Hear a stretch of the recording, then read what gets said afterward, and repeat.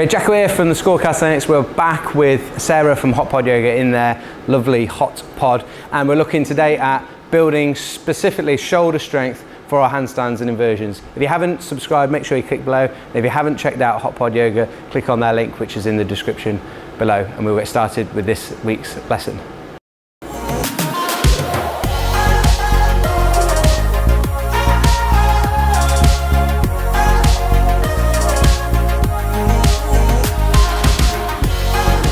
So we're going to look specifically at shoulder strength for pressing out of these frog or crow stand positions, and look at building up strength for those handstands specifically. And one thing that's going to be really important, if you haven't warmed up yet, make sure you check out one of our first videos that we did with Sarah on shoulder mobility and getting better range of motion at the shoulders for these overhead positions, as well as how to warm up and fire up some of the shoulder stabilizers to get yourself ready. We've obviously done those, and we're building on top of now those frog and crow stands that we looked at in the part 2, the second video that we did. And in that, when we went into headstands, we're talking about creating a triangle with your head and your hands, and that point that we were creating then is going to be vital when we're going through the range in these pike push-ups. That when I'm doing these pike push-ups, I'm not taking my head down in between my hands, because that flares the elbows out to the side, jacks the shoulder forward, and puts this into a really compromised position, which could eventually lead to injury if you carry on doing it like that. It's also not biomechanically in the best position to produce force for the shoulder, so you want to put yourself in the best position possible to produce the most amount of force. So I'll just give you a nice little demo, or try to make it nice. So if you think about those tripod sort of positions that you were getting into, hands the same as the frog stand or crow stand, hands are shoulder width apart, I'm gripping with those fingertips and the base of the palm is on the floor. But I'm going to start in a push-up position, and then I'm going to walk my feet forward so that I'm starting to try and put my bum nice and high in the air, and I'm trying to put that hip like as far over my shoulders as possible. And then from there, going to lower down and take the head not between the hands, as I said, I'm going to take it forward to make that triangle, and then I'm going to drive back up. So the head is making a triangle with the hands. I'm trying not to use much weight through my feet as possible, and all that drive is coming through the shoulders. If that's difficult, one of the tools we use in the locker is an eccentric, or which is basically the lowering motion, where I'll be controlling the motion on the deceleration of the exercise, so the lowering portion, and not worrying about coming back up. But it's still going to help me build that strength, and I'm creating that nice strong position around and building strength around the frontal or anterior part of the shoulder, because I am taking that head down forward, which is going to help me with those frog crows and eventually handstand push-ups, hopefully one day for us. Okay, so I would just be the same starting position, but I'd just lower under 5 seconds. 4, 3, 2, 1. So the head gets there, I can put the knees down, and I can go back, and I can go back to my start position. That's a great way for you to build up the strength whilst through that full range of motion before you can come back up. Now Sarah's going to show us another great regression, because that even in itself is still hard. And there's no way I can do that. Yeah, I just know I'm gonna slam down. And you'd say, and you see from a lot of people that come into the classes, that a lot of the time they know, and they even say it, and I've spoken to people myself where they know they need to get their shoulders stronger, but almost that's almost too difficult. Yeah. So working through some partial range that we can keep control of is a great way we can do that, and we're going to show you. You can use your blocks for self-respecting yoga team always travels with blocks. But the blocks, this could be, but just thinking practically, it could be anything. Yeah, it could be 2 books, whatever you want. So anything, even if you're just training at home, that you can find at home. It doesn't have to be a purple yoga block. You don't have to go and spend loads of money on that sort of thing. Now this is effectively raising the floor up, so she doesn't have to go as low.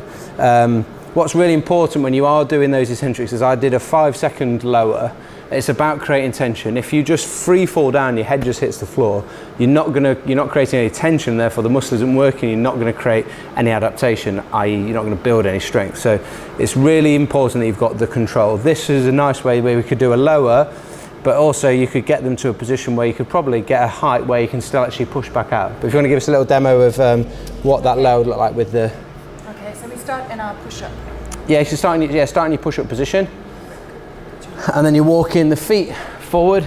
You've got so much more hip mobility and hamstring mobility to me that you can get into a crazy position over there. But that was just, that's far enough forward, that's absolutely fine. Yeah, about there, yeah, that's absolutely fine. Then it's just taking... do a 5 count down. Yes, so then we're taking the head. So see where she's positioned, look, this isn't in the middle of the hands, it is forwards because it's going to make that triangle with the head. So just going to lower and take the head down to there. 4, 3, 2, 1. Nice, good. And then you can just put the knees on the ground, go back up.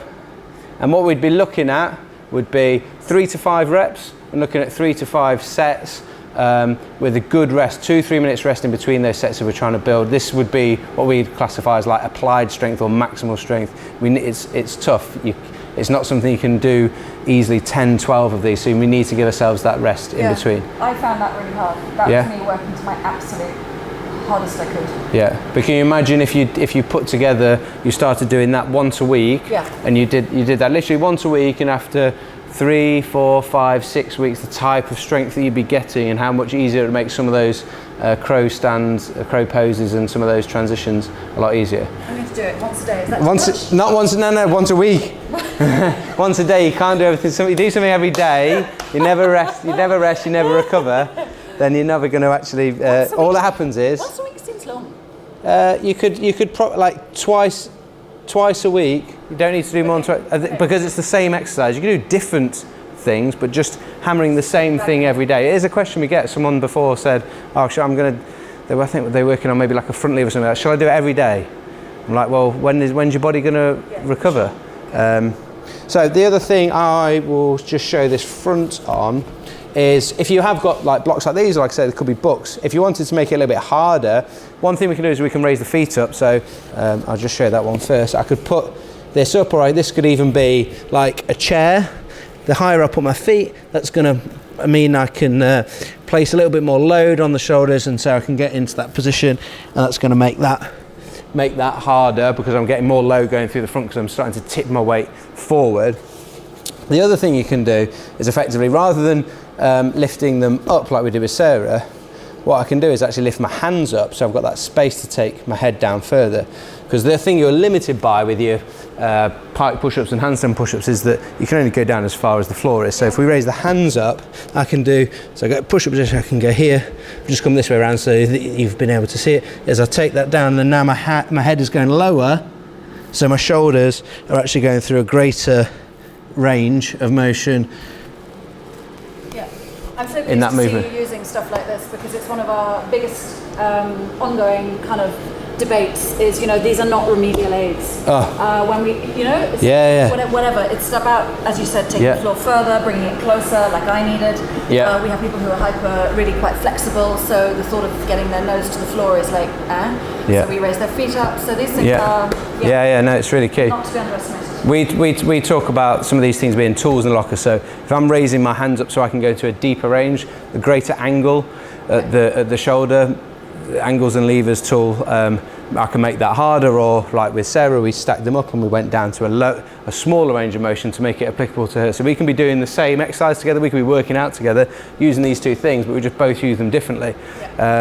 The other thing, if you wanted to get really hot with it, is you could put the feet up on a chair and then you could have your hands raised up as well, and that's going to add both aspects to make it even harder. It's going to help you build up loads of strength for there. If you can, if you are starting to build up strength and it's less of a maximal strength exercise like it was for Sarah, more like if I could do 10 or 12 of those, I might be working 2-3 sets of those, 10, 12 reps, and I might only need to give myself 60 to 90 seconds rest for them because I'm building a bit more capacity strength or sort of strength endurance or hypertrophy.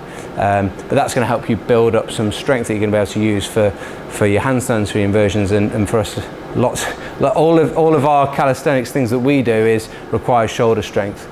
So it's something that me, Tim, we definitely do some pike push-up variation once a week. We do that once a week, but we definitely don't do it every day. So hopefully that gives you some ideas on how it's one exercise, but how versatile it can be, and you can start to use these tools to be able to make it applicable to your strength levels and how you can carry on progressing. And really I hope that it helps you with whether you're trying to do yoga and get stronger for that, or whether you're doing calisthenics and you want to get stronger for that. I really hope that or I hope that it will, but I know that if you do those correctly and follow those things, it's going to help you progress. And it's not just one thing. There's loads of little ways that you can make it. As you get better, you have to make the exercise get a little bit harder so that you can keep progressing, but small steps at a time. So yes, thanks for watching. If you haven't subscribed, make sure you click up there so you don't miss out on any of our other content. If you're just getting started with calisthenics and you're a beginner, we've got a free beginner's guide, which is down there. They can get that from the website for free. And then if you didn't see the previous video we did with Sarah Hotpod, that's up there by Sarah's head. Until next week, class dismissed.